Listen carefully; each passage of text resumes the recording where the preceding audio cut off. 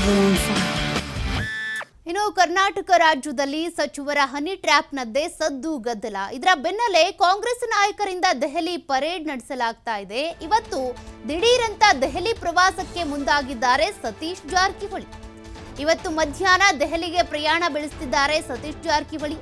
3 ದಿನಗಳ ಕಾಲ ದೆಹಲಿ ಪ್ರವಾಸ ಕೈಗೊಂಡಿದ್ದಾರೆ ಸತೀಶ್ ಜಾರಕಿಹೊಳಿ ಅವರು. ಗರ್ಜಿಸುವ ಹುಲಿಗಳ ಮೇಲೆ ಹನಿ ಟ್ರ್ಯಾಪ್ ಪ್ರಯತ್ನ ನಡೀತಾ ಇದೆ ಅಂತ ಸತೀಶ್ ಜಾರಕಿಹೊಳಿ ಅವರು ಪ್ರತಿಕ್ರಿಯೆ ಕೊಟ್ಟಿದ್ರು. ರಾಜಣ್ಣ ಮೇಲೆ 2 ಬಾರಿ ಹನಿ ಟ್ರ್ಯಾಪ್ ಯತ್ನ ನಡೆದಿದೆ ಅಂತ ಕೂಡ ಸತೀಶ್ ಜಾರಕಿಹೊಳಿ ಹೇಳಿದ್ರು. ಈಗ ಕುತೂಹಲ ಮೂಡಿಸ್ತಾ ಇದೆ ಸತೀಶ್ ಜಾರಕಿಹೊಳಿ ಅವರು ದೆಹಲಿ ಪ್ರವಾಸ ಕೈಗೊಂಡಿರೋದು.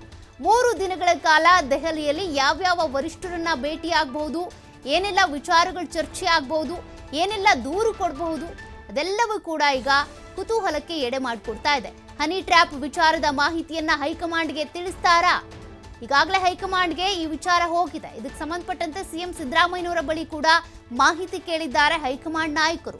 ಅದರ ಬೆನ್ನಲ್ಲೇ ಈಗ ಸತೀಶ್ ಜಾರಕಿಹೊಳಿ ಅವರು ದೆಹಲಿಯತ್ತ ಪ್ರಯಾಣ ಬೆಳೆಸ್ತಾ ಇದ್ದಾರೆ. ದೆಹಲಿಗೆ ಹೋಗ್ತಾ ಇರೋದಕ್ಕೆ ಕಾರಣ ಏನು? ದೆಹಲಿ ನಾಯಕರೇ ಬುಲಾವ್ ಕೊಟ್ರ, ಇವರಾಗೆ ಹೋಗ್ತಾ ಇದ್ದಾರಾ? 3 ದಿನಗಳ ಕಾಲದ ಈ ಭೇಟಿಯಲ್ಲಿ ಏನೆಲ್ಲ ವಿಚಾರಗಳು ಚರ್ಚೆ ಆಗಬಹುದು? ಸತೀಶ್ ಜಾರಕಿಹೊಳಿ ಅವರು ಬುಧವಾರ ದೆಹಲಿಗೆ ಹೋಗಬಹುದು ಎನ್ನಲಾಗ್ತಾ ಇತ್ತು. ಆದರೆ ಇವತ್ತಿನ್ನು ಸೋಮವಾರ, ಈಗನೇ ದೆಹಲಿಯತ್ತ ಹೋಗ್ತಿದ್ದಾರೆ ಅಂದ್ರೆ ದಿಢೀರ್ ಭೇಟಿಗೆ ಕಾರಣ ಏನು? ಹಾಗಾದ್ರೆ ರಾಜಣ್ಣ ಮತ್ತು ಸತೀಶ್ ಜಾರಕಿಹೊಳಿ ಅವರು ಬುಧವಾರದಂದು ಹೋಗಬಹುದು ದೆಹಲಿ ಕಡೆ. ಈ ವಿಚಾರಕ್ಕೆ ಸಂಬಂಧಪಟ್ಟಂತೆ ಮಾತನಾಡೋಕೆ ಎನ್ನಲಾಗ್ತಾ ಇತ್ತು. ಬಟ್ ಈಗ ಸತೀಶ್ ಜಾರಕಿಹೊಳಿ ಅವರು ದಿಢೀರಂತ ದೆಹಲಿ ಪ್ರಯಾಣವನ್ನ ಮಾಡ್ತಾ ಇರೋದ್ರಿಂದ ಈ ಎಲ್ಲಾ ವಿಚಾರಗಳನ್ನು ಕೂಡ ದೆಹಲಿ ನಾಯಕರಿಗೆ ತಿಳಿಸ್ತಾರಾ? ಆ ಹನಿ ಟ್ರ್ಯಾಪ್ ಹಿಂದೆ ಇರುವಂತ ನಾಯಕ ಯಾರು ಅನ್ನೋದ್ರ ಬಗ್ಗೆ ಏನಾದ್ರೂ ಸತೀಶ್ ಜಾರಕಿಹೊಳಿ ಅವರಿಗೆ ಮಾಹಿತಿ ಸಿಕ್ಕಿದ್ಯಾ ಅಂತ? ಯಾಕೆಂದ್ರೆ ಗರ್ಜಿಸುವವರ ವಿರುದ್ಧ ಹನಿ ಟ್ರ್ಯಾಪ್ ಪ್ರಯೋಗ ಮಾಡಲಾಗುತ್ತೆ ಅಂತ ಹೇಳಿದ್ರು. ಹಾಗಾದ್ರೆ ಯಾರ ವಿರುದ್ಧ ಗರ್ಜಿಸ್ತಾರೆ? ಯಾರ ವಿರುದ್ಧ ಗರ್ಜಿಸಿದಾಗ ಈ ಹನಿ ಟ್ರ್ಯಾಪ್ ಪ್ರಯೋಗ ಆಗುತ್ತೆ? ಅದ್ರ ಬಗ್ಗೆ ಸತೀಶ್ ಜಾರಕಿಹೊಳಿ ಅವರಿಗೆ ಮಾಹಿತಿ ಗೊತ್ತಿದ್ಯಾ? ಇದೆಲ್ಲವೂ ಕೂಡ ಪ್ರಶ್ನೆ ಆಗಿ ಉಳ್ಕೊಂಡಿದೆ. ಅದಕ್ಕೆ ಸಂಬಂಧಪಟ್ಟಂತೆ ಸತೀಶ್ ಜಾರಕಿಹೊಳಿ ಅವರ ಒಪಿನಿಯನ್ ಏನು, ಅವ್ರ ಬಳಿ ಇರುವಂತ ಮಾಹಿತಿ ಏನು? ಯಾಕೆಂದ್ರೆ ರಾಜಣ್ಣ ಅವರು ಸದನದಲ್ಲಿ ಈ ವಿಚಾರವನ್ನ ಪ್ರಸ್ತಾಪ ಮಾಡೋದಕ್ಕೂ ಮುಂಚೆನೆ ಸತೀಶ್ ಜಾರಕಿಹೊಳಿ ಅವರಿಗೆ ಈ ವಿಚಾರವನ್ನ ತಿಳಿಸಿದ್ರಂತೆ, ಈ ರೀತಿ ಹನಿ ಟ್ರ್ಯಾಪ್ ಪ್ರಯೋಗ ಆಗ್ತಾ ಇದೆ ಅಂತ. ಆ ವಿಚಾರ ಸತೀಶ್ ಜಾರಕಿಹೊಳಿ ಅವರಿಗೆ ಗೊತ್ತಾದ ನಂತರ ಸದನದಲ್ಲಿ ಇದು ಪ್ರಸ್ತಾಪ ಆಗಿರೋದು. ಹಾಗಾದ್ರೆ ಸದನದಲ್ಲಿ ಪ್ರಸ್ತಾಪ ಮಾಡೋದಕ್ಕೆ ರಾಜಣ್ಣ ಅವರಿಗೆ ಸಲಹೆ ಕೊಟ್ಟಿದ್ಯಾರು? ಆ ಪ್ರಶ್ನೆ ಕೂಡ ಕಾಡ್ತಾ ಇದೆ. ಸದನದಲ್ಲಿ ಪ್ರಸ್ತಾಪ ಮಾಡಿ ತಪ್ಪು ಅಂತ ಎಐಸಿಸಿ ಅಧ್ಯಕ್ಷ ಮಲ್ಲಿಕಾರ್ಜುನ್ ಖರ್ಗೆ ಅವರು ಈಗಾಗಲೇ ಗರಂ ಆಗಿ ಮಾತನಾಡಿದ್ದಾರೆ ಸಿಎಂ ಸಿದ್ದರಾಮಯ್ಯನವರ ಬಳಿ. ಇದೆಲ್ಲದಕ್ಕೂ ಸಂಬಂಧಪಟ್ಟಂತೆ ಮಾಹಿತಿ ಕಲೆ ಹಾಕಿ ಮಾಹಿತಿ ಕೊಡಿ ಅಂತ ಹೇಳಿದ್ದಾರೆ. ಒಂದ್ ಕಡೆ ಎಷ್ಟು ಮಾಹಿತಿ ಸಿಗುತ್ತೆ ಅನ್ನೋದು, KN ರಾಜಣ್ಣ ಅವರು ದೂರು ಕೊಡಬಾರ್ದು ಅಂತ ಕೂಡ ಇದೆ. ಕಾರಣ ಪಕ್ಷಕ್ಕೆ ಮುಜುಗರ ಆಗುತ್ತೆ ಅನ್ನುವಂಥ ನಿಟ್ಟಿನಲ್ಲಿ. ಯಾಕೆಂದ್ರೆ ಪ್ರಭಾವಿ ರಾಜಕಾರಣಿನೇ ಸಚಿವರ ಮೇಲೆ ಈ ರೀತಿ ಹನಿ ಟ್ರ್ಯಾಪ್ ಪ್ರಯೋಗ ಮಾಡಿರೋದು ಅನ್ನುವಂಥ ಕಾರಣಕ್ಕೆ ಪಕ್ಷಕ್ಕೆ ಮುಜುಗರ ಆಗಬಾರ್ದು ಅಂತ ಕಂಪ್ಲೇಂಟ್ ಕೊಡೋದು ಬೇಡ ಅಂತ ಅನ್ಕೊಳ್ತಾ ಇದ್ದಾರೆ. ಈಗ ಮತ್ತೊಂದು ಕಡೆ ಸುಪ್ರೀಂ ಕೋರ್ಟ್ ಅಂಗಳಕ್ಕೆ ಸಾರ್ವಜನಿಕ ಹಿತಾಸಕ್ತಿ ಅರ್ಜಿ ಹೋಗಿದೆ. ಇವೆಲ್ಲ ಬೆಳವಣಿಗೆಗಳ ಮಧ್ಯೆ ಈಗ ಸತೀಶ್ ಜಾರಕಿಹೊಳಿ ಅವರು ದೆಹಲಿಯತ್ತ ಪ್ರಯಾಣ ಬೆಳೆಸ್ತಿದ್ದಾರೆ.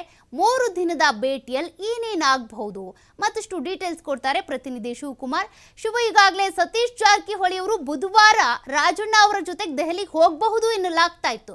ಬಟ್ ಈಗ ದಿಢೀರಂತ ದೆಹಲಿ ಫ್ಲೈಟ್ ಏರ್ತಾ ಇದ್ದಾರೆ.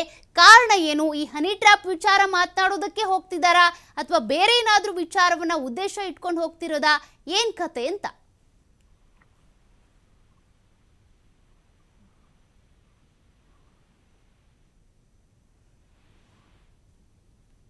ಓಕೆ, ಮತ್ತೆ ಸಂಪರ್ಕ ಮಾಡೋಣ. ಅಲ್ಲಿಗೆ ಈಗ ಹನಿ ಟ್ರ್ಯಾಪ್ ವಿಚಾರ ಅನ್ನೋದೇನಿದೆ ದೆಹಲಿಗೆ ಹೋಗಿ ತಲುಪಿದೆ. ಈಗಾಗಲೇ KC ವೇಣುಗೋಪಾಲ್ ಇರ್ಬೋದು, ಅದೇ ರೀತಿಯಾಗಿ ಎಐಸಿಸಿ ಅಧ್ಯಕ್ಷ ಮಲ್ಲಿಕಾರ್ಜುನ್ ಖರ್ಗೆ ಇರ್ಬೋದು, ಇವರೆಲ್ಲರೂ ಕೂಡ ಇದಕ್ಕೆ ಸಂಬಂಧಪಟ್ಟಂತೆ ಮಾಹಿತಿ ಕಲೆ ಹಾಕ್ತಾ ಇದ್ರು. ಓಕೆ, ಮತ್ತೆ ಸಂಪರ್ಕಕ್ಕೆ ಸಿಕ್ಕಿದ್ದಾರೆ ಶಿವು. ಈಗಾಗಲೇ ಸತೀಶ್ ಜಾರಕಿಹೊಳಿ ಮತ್ತು ರಾಜಣ್ಣ ಇಬ್ರು ಕೂಡ ದೆಹಲಿಗೆ ಹೋಗ್ತಾರೆ ಬುಧವಾರ ಎನ್ನಲಾಗ್ತಾ ಇತ್ತು. ಬಟ್ ಈಗ ದಿಢೀರಂತ ಸತೀಶ್ ಜಾರಕಿಹೊಳಿ ದೆಹಲಿಯತ್ತ ಹೋಗ್ತಿದ್ದಾರೆ. ಯಾವ ಕಾರಣಕ್ಕೆ? ಬರೀ ಹನಿ ಟ್ರ್ಯಾಪ್ ವಿಚಾರನ ಅಥವಾ ಬೇರೆ ಏನಾದ್ರೂ ಉದ್ದೇಶ ಇದೆಯಾ?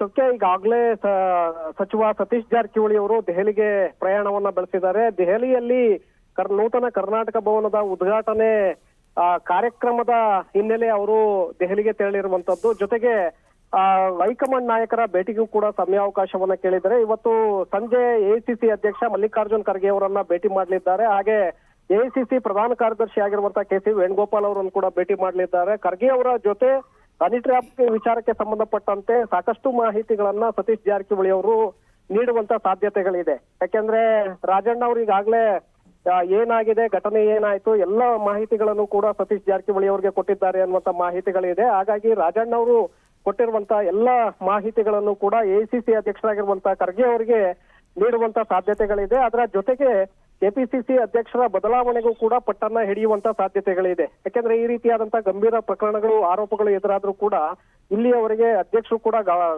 ಗಮನವನ್ನ ಹರಿಸಿಲ್ಲ, ಕ್ರಮವನ್ನ ತೆಗೆದುಕೊಂಡಿಲ್ಲ ಅನ್ನುವಂತಹ ಆರೋಪಗಳು ಈಗ ಶುರುವಾಗಿದೆ.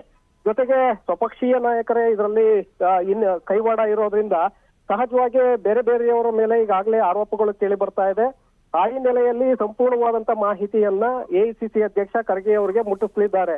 ಅದರ ಜೊತೆಗೆ ಫೋನ್ ಸಚಿವರು ಮತ್ತೆ ಶಾಸಕರ ಫೋನ್ ಕದ್ದಾಲಿಕೆ ಆಗ್ತಾ ಇದೆ ಅನ್ನುವಂತ ಮಾಹಿತಿಗಳು ಕೂಡ ಈಗಾಗಲೇ ಸೋರಿಕೆ ಆಗ್ತಾ ಇದೆ. ಮುಖ್ಯಮಂತ್ರಿಗಳಿಗೆ ಈಗಾಗಲೇ ಕೆಲವು ಶಾಸಕರು ಫೋನ್ ಕದ್ದಾಲಿಕೆಯ ಬಗ್ಗೆ ಗಮನಕ್ಕೆ ತಂದಿದ್ದಾರೆ ಅನ್ನುವಂತ ಚರ್ಚೆಗಳು ನಡೆದಿರುವಂತ ಹಿನ್ನೆಲೆಯಲ್ಲಿ ಈ ವಿಚಾರದ ಬಗ್ಗೆ ಕೂಡ ಖರ್ಗೆ ಅವರ ಗಮನವನ್ನ ಸೆಳೆಯುವಂತ ಒಂದು ಪ್ರಯತ್ನಗಳನ್ನ ಅಲ್ಲಿ ಸತೀಶ್ ಜಾರಕಿಹೊಳಿ ಅವರು ಮಾಡಬಹುದು. ಬಹುತೇಕವಾಗಿ ಕಾಂಗ್ರೆಸ್ ವರಿಷ್ಠರಿಗೆ ಇಲ್ಲಿ ರಾಜ್ಯ ರಾಜಕೀಯದಲ್ಲಿ ಆಗ್ತಾ ಇರುವಂತಹ ಬೆಳವಣಿಗೆಗಳು, ಕಾಂಗ್ರೆಸ್ ಪಕ್ಷದಲ್ಲಿ ಆಗ್ತಾ ಇರುವಂತಹ ಬೆಳವಣಿಗೆಗಳು, ಇದೆಲ್ಲದರ ಒಂದು ಸಂಪೂರ್ಣವಾದಂತಹ ಮಾಹಿತಿಯನ್ನ ಖುದ್ದು ನೀಡಲಿದ್ದಾರೆ ಅನ್ನುವಂತ ಮಾಹಿತಿ ನಮ್ಗೆ ಲಭ್ಯ ಆಗ್ತಾ ಇರುವಂತದ್ದು. ಸೌಖ್ಯ. Okay, thank you Shivakumar ಡೀಟೇಲ್ಸ್ಗೆ.